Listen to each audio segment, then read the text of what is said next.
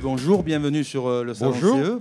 Vous arrivez de la place de la Concorde où il y avait un rassemblement aujourd'hui. Est-ce que vous pouvez nous dire deux mots sur ce rassemblement, sur l'affluence et sur l'impact que vous avez pensé avoir lors de ce rassemblement?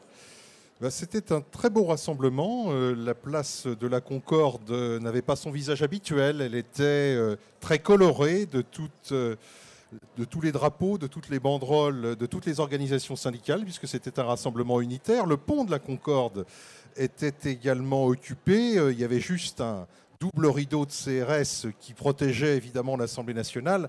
Ce qu'il faut noter, c'est que ça a permis véritablement d'être, en termes de symbole, au cœur de ce débat qui est en train de s'achever à l'Assemblée par un vote solennel. Et ce que je déclarais à un certain nombre de médias qui m'interrogeaient sur place, c'est qu'on doit profiter du temps qui nous sépare du débat qui va débuter en octobre au Sénat pour faire prendre conscience à nos concitoyens que le texte qui est en train d'être voté est plus dangereux que celui qui a été adopté par le Conseil des ministres en juillet. Je m'explique. Nous constatons d'une part qu'il y a eu un cavalier législatif concernant la médecine du travail, ce qui est un vrai scandale, parce que la réforme de la médecine du travail, nous l'avons négociée avec le patronat et avec nos collègues des autres organisations syndicales durant de longs mois, sans parvenir à un accord. Et le Parlement est en train de profiter de ce texte sur les retraites pour tenter de traiter un problème de fond qu'on n'arrive pas à résoudre dans notre pays. Nous savons tous qu'il y a un problème démographique chez les médecins du travail. Ils ont majoritairement plus de 50 ans et ils ont de plus en plus de difficultés à exercer, selon leurs règles déontologiques, leur profession. Et ce que ce texte prévoit, c'est qu'on est en train de les décharger de leurs prérogatives et de leurs responsabilités pour protéger la santé des salariés au travail, au profit de commissions, d'experts, de techniciens qui n'ont pas la possibilité de prononcer, par exemple, l'aptitude ou l'inaptitude des salariés au travail, ce qui est une protection pour eux.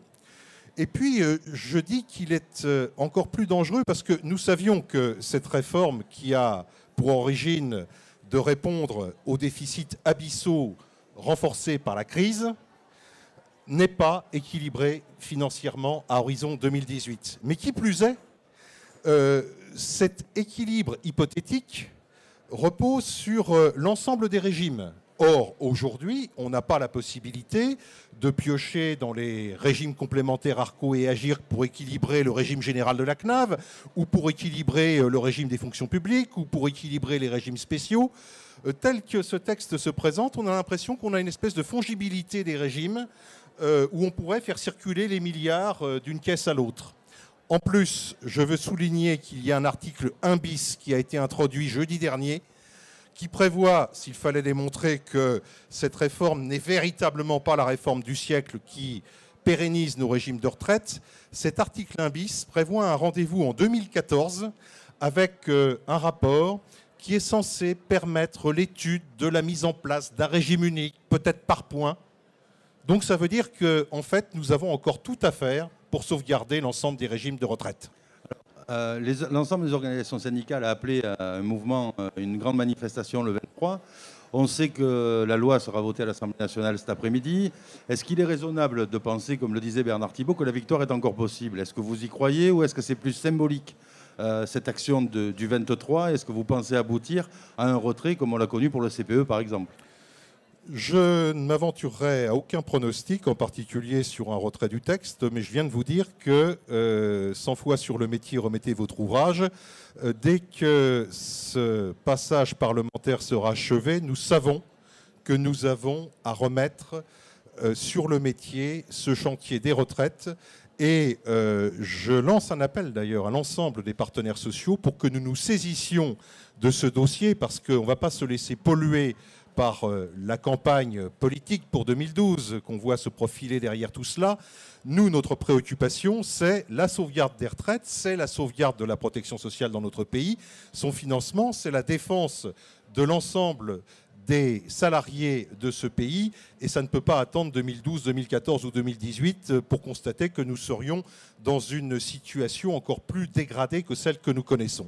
Alors pour ce qui concerne le 23, je pense que jour après jour, chaque citoyen prend conscience que on n'est pas en train de traiter le problème, on n'est pas en train de répondre à la question. Donc je suis persuadé que le 23, il y aura davantage de monde dans la rue, dans toutes les manifestations organisées dans notre pays. Et par ailleurs, je compte sur le Sénat, où nous savons que pour établir une majorité, ce n'est pas tout à fait le même régime qu'à l'Assemblée nationale.